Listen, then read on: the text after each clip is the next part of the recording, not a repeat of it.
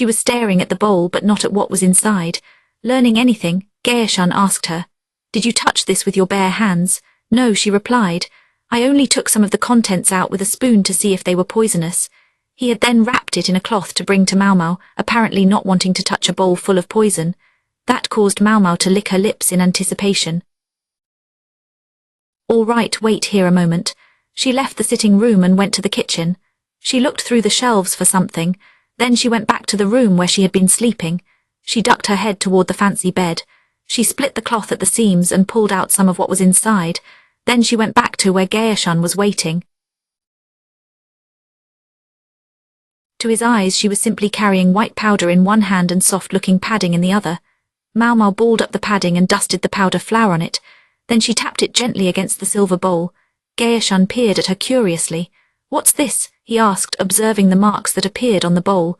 Traces of human touch. Human fingers easily left prints on metal. Especially silver. When she was young, Maomao's father had painted dyes on vessels she wasn't supposed to touch. He did this to stop her from getting into mischief. Her little trick with the flower just now was a stroke of inspiration. It came from that old memory, and even she was surprised by how well it had worked. If the flower had been a little finer, the prints might have been even easier to make out. Silver vessels are always wiped down before use. They would be worthless if they were cloudy after all. Several different sets of prints were evident on the bowl. From their position and size, it was possible to guess how the bowl had been held. Even if the exact patterns of the prints aren't quite visible, this bowl has been touched, Maomao said. Then she stopped. Gaeshan was too perceptive to miss the way she came up short. Yes, what is wrong? Nothing. There was no point in clumsily trying to keep secrets from Gaeshan, even if it would render her little charade of the day before meaningless. Maomao let out a small sigh. This bowl has been touched by 4 people in all, I would guess.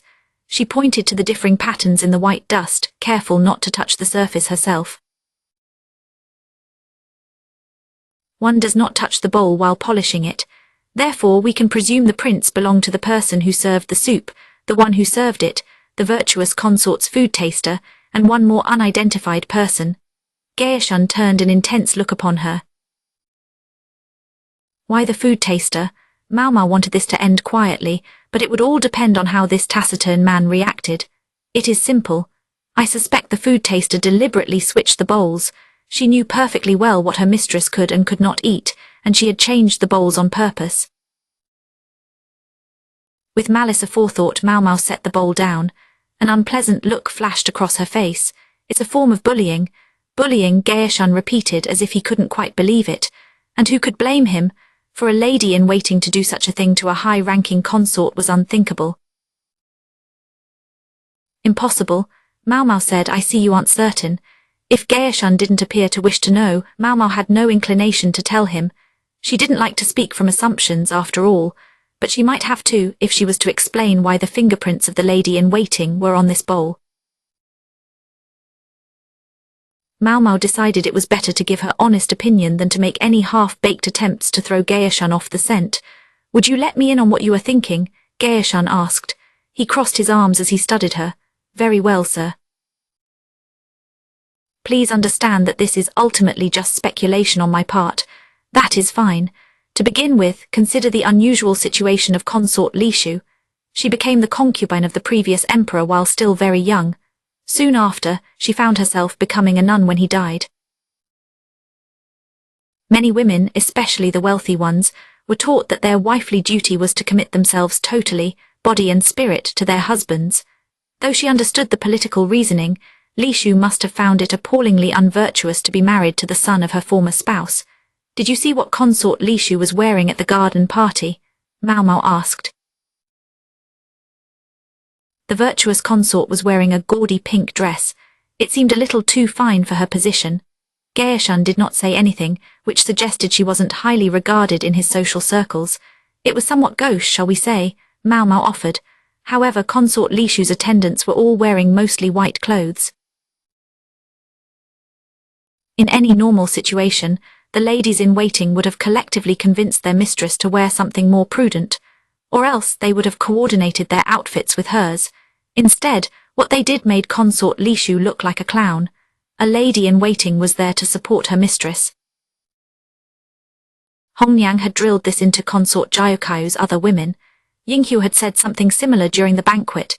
She had mentioned wearing subdued clothing to make their mistress stand out even more. Considering this, the argument with consort Lishu's ladies-in-waiting about clothing took on a new meaning. The pure consort's ladies-in-waiting were reprimanding them for their unconscionable behavior. The inexperienced Lishu was at the mercy of her serving women. They must have flattered her and insisted the pink dress would look good on her. There was no doubt in Maomao's mind.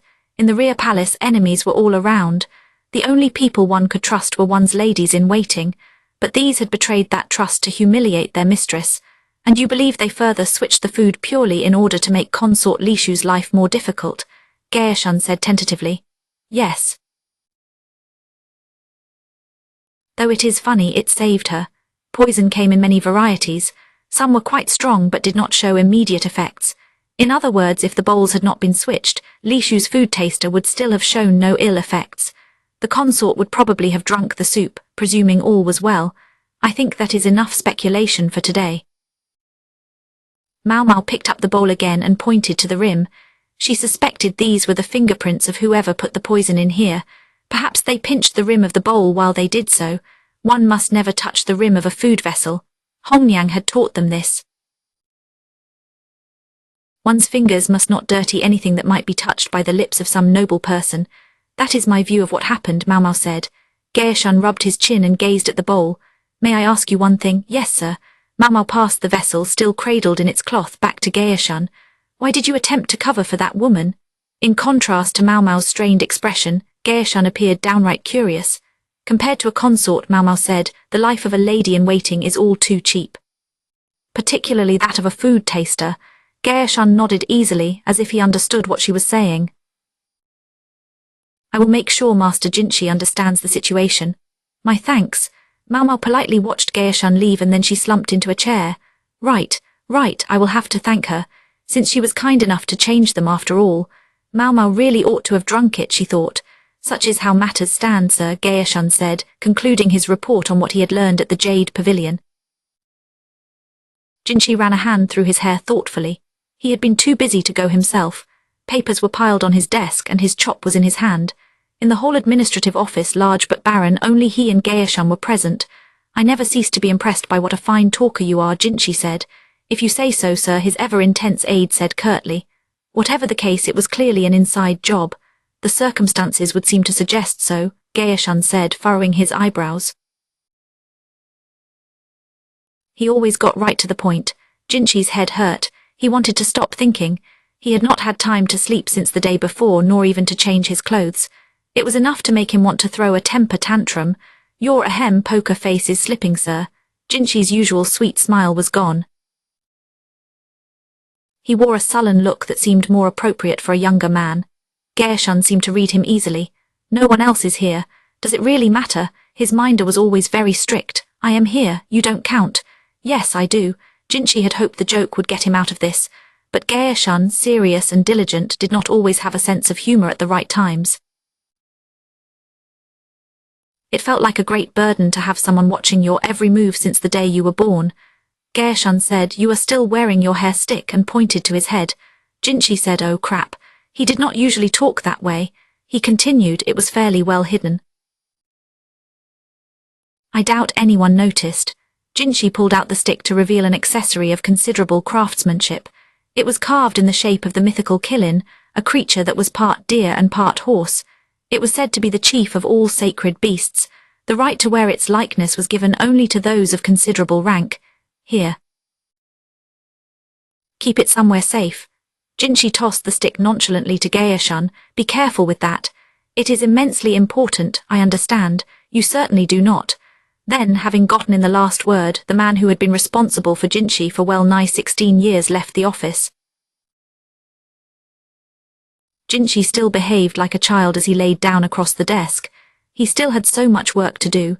He needed to hurry up and make some free time for himself. All right, let's get to it. He gave a great stretch and then picked up his brush. to have too much time on his hands, he first had to finish his work. Chapter 21, Lihaku. The attempted poisoning seemed to be a much bigger deal than Maomao had given it credit for. Xirolan hounded her about it relentlessly. A spot behind the laundry shed had become the serving girls' favourite place to gossip. Now Maomao and Xirolan sat there on wooden boxes, eating skewers of candied hawthorn berries. Xirolan seemed to especially love the treat. She would never believe I was right in the middle of it all. Xirolan looked younger than her years as she quickly ate the sweets, kicking her dangling legs. She was another woman who had been sold into the rear palace. This poor farmer's daughter seemed to be enjoying her new life. Cheerful and talkative, she seemed less despondent about her parents selling her into servitude than she was glad to have enough to eat. The one who ate the poison, it was one of the ladies in waiting where you work, wasn't it, Maomao? Yes, it was, she said. She was not lying, she simply was not telling the complete truth. I do not know much about it. Do you think she is okay? I think she is fine. Maomao was not certain what kind of okay Xirolan meant, but an affirmative answer seemed appropriate. Awfully uncomfortable with the conversation, Maomao dodged a few more questions. Then Xirolan pursed her lips and gave up. She sat there holding a skewer with only one berry left on it. To Maomao it looked like an ornamental hair stick. It had a decoration of blood-red coral. Fine. Did you get any hair sticks? Xirolan ventured. I guess. There were 4 in fact, including the one given out of obligation, and counting the necklace from consort Jayukayu. Why not? So you can get out of here then. Xirolan gave a carefree smile. This piqued Maomao's interest. What did you say? What do you mean, what did I say? Are you not leaving? Yinghua had been emphatic about the same thing. Maomao had all but ignored her. Now she realized she had made a mistake. She held her head in her hands and fell into self-recrimination. What's the matter? Xirolan asked, looking at Maomao with concern. Tell me more about that. Realizing that Maomao suddenly, and finally, seemed interested in something she was saying, Xirolan puffed out her chest. You got it. And then the voluble young woman told Maomao everything she knew about how the hair sticks were used.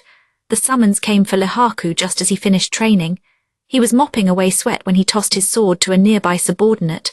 The blade cracked as it flew. The practice grounds smelled of sweat. Warmth from exertion filled the air. A spindly military officer handed Lihaku a wooden writing strip. He also handed him a woman's ornamental hair stick. The accessory was decorated with pink coral. It was just one of several he had passed out recently. He had assumed the women would understand he was giving them the ornaments out of obligation, not in seriousness. But apparently at least one of them hadn't understood. He didn't want to embarrass her, but it could be problematic for him if she was really in earnest. But then again, if she was beautiful, it would be a shame not to at least meet her. He thought about how he would let her down gently. Lihaku looked at the writing strip. It said Jade Pavilion Maomao. He had given a hair stick to only one of the women from the Jade Pavilion, that cold-eyed lady in waiting. Lihaku stroked his chin thoughtfully and went to change his clothes. Men were typically forbidden from entering the rear palace, and that applied to Lihaku as well, since he still had all his various parts. He did not expect to serve in the rear palace. In fact, he was quite concerned about what it would mean if he did. Terrifying as the place could be, however, women could be called from its precincts with special permission. The method, one of several possibilities, was a hair stick like this one. Lihaku waited in the guardhouse by the central gate for the young woman to be brought to him. The somewhat cramped space contained chairs and desks for 2 people. Eunuchs stood before the door on either side. A petite young woman appeared through the door from the rear palace side. Freckles surrounded her nose.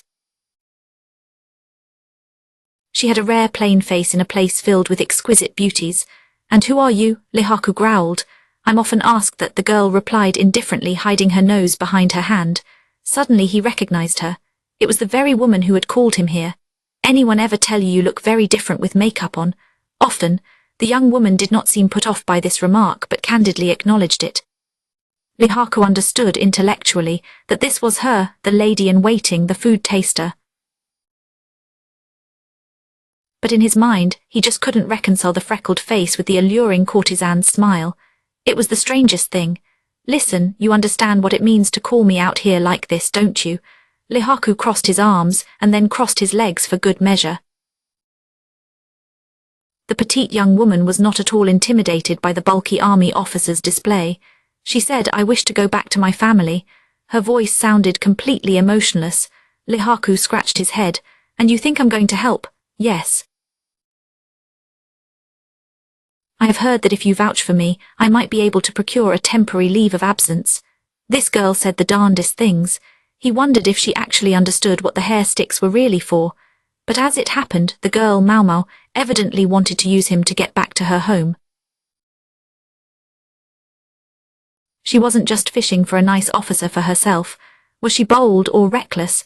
Lihaku rested his chin on his hands and snorted. He didn't care if she thought it was rude. This is how he was going to be. So what, I should just play along with you? Lihaku was known for his decency and goodness of heart. However, when he glared, he could still look suitably intimidating. When he gave lazy subordinates a dressing down, even those who had nothing to do with it felt compelled to apologize. And yet this Maomao did not even furrow an eyebrow. She simply looked at him without emotion. Not exactly, she said. I believe I have a way of showing my gratitude. She placed a bundle of writing strips on the desk. It appeared to be a letter of introduction. Maomao, Pear and Joker, those were women's names. In fact, Lihaku had heard of them. Many men had, perhaps a flower viewing excursion at the Verdigris house. These were names of courtesans of the highest class. One could spend a year's wages in silver with them in a single night. The women named in the letter were collectively known as the Three Princesses, and they were the most popular ladies of all. If you have any concerns, you need only show them this, Maomao said. A slight smile played across her lips. This has to be a joke. I assure you it is quite serious. Lihaku could hardly believe it. It was almost unthinkable for a simple lady-in-waiting to have connections with courtesans. Even those highly ranked officers had trouble gaining an audience with. What was going on here? Lihaku tugged at his own hair, completely at a loss. The young woman sighed and stood up. What? Lihaku asked. I can see you do not believe me. My apologies for wasting your time. Maomao quietly withdrew something from the neck of her uniform. She withdrew two things, in fact. They were hair sticks. One was made of quartz and the other silver. The implication was clear. She had other options. Again, I'm sorry, I'll ask someone else. Now hold on just a second. Lihaku slapped his hand down over the bundle of wood strips. He did this before Maomao could take it off the table. She gazed at him, expressionless. Is something the matter? She looked him straight in the eye, meeting the gaze that could overpower experienced men of war. And Lihaku had to admit she had bested him. Are you sure about this, Lady Jaikau? Hongyang watched Maomao through a crack in the door. Her face seemed healthier than usual. She appeared almost cheerful as she packed her belongings. The strange thing was, Maomao herself seemed to think she looked perfectly normal. It is only 3 days, the consort replied. Yes, ma'am, but Hongyang picked up the little princess. The princess was clasping at her skirts, wanting to be held. I'm certain she doesn't actually understand. Yes, I'm sure you're right. The other ladies in waiting had showered Maomao with congratulations, but she didn't seem to grasp exactly why. She had just blithely promised to bring them souvenirs. Jaikau stood at the window, gazing out. Really, the one I feel most sorry for of all is... Well, she let out a long breath. Then a mischievous smile appeared on her face. It is very amusing, though. She spoke in a whisper, but the words did not escape Hongyang. The head lady in waiting worried. It seemed to her that there would be another argument. Having finally finished his work and become a man of leisure again, Jinchi at last visited the Jade Pavilion. He discovered that he had missed Maomao by a single day. Chapter 22. Homecoming. The red light district to which Maomao had been so eager to return was not, in fact, that far away. The rear palace was the size of a small city. It was located within the nation's capital. The red light district was on the opposite side of the metropolis from the palace complex. However, if one could get past the high walls and deep moats of the imperial residence, it was within walking distance. Maomao thought they hardly needed to go to the trouble of getting a carriage. Beside her, the hulking man called Lihaku sat whistling a tune. He held the horse's reins in his hands. His high spirits came from realizing Maomao's story had been true. The prospect of meeting the most famous courtesans in the land would put any man in a good mood. Courtesans were not to be simply lumped together with common prostitutes. Some of these women sold their bodies, but others sold their accomplishments. They did not take enough customers to be considered popular in a common way. This actually helped increase how valuable people thought they were. To share even a cup of tea with one of them could cost a substantial amount of silver, let alone a night. These revered women became idols, objects of admiration for the common people. A few city girls, captivated by the idea of becoming enchantresses, came to the gate of the red light district. However, only a small number would actually reach that high status. The Verdigris house was one of the most respected establishments in the capital's pleasure quarter. Even the least notable ladies there were courtesans of the middle rank.